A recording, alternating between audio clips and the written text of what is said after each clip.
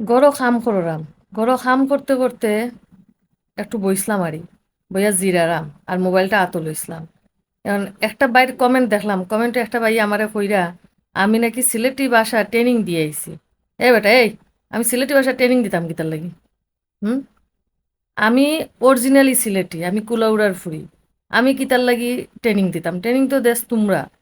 তোমরা ওই যে আমারে আবাদি খোনানি, তোমরা তো আবাদি, তোমরা ট্রেনিং দিয়া বাসা ইক্কা বাদে ইয়া হো হো হো হো করো।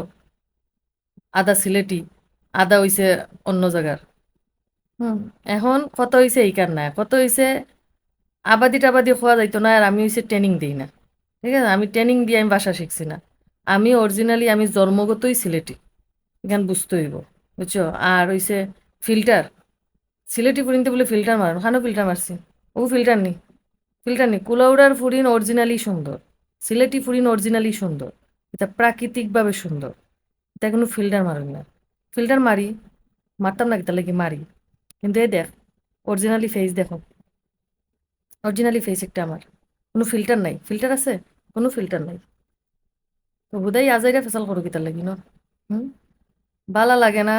করিয়া তাকো আজাইরা ফেসাল করো কিতার লাগি? আবার যেন শুনি না, আবাদি যেন আর শুনি না, মাত কই দিলাম।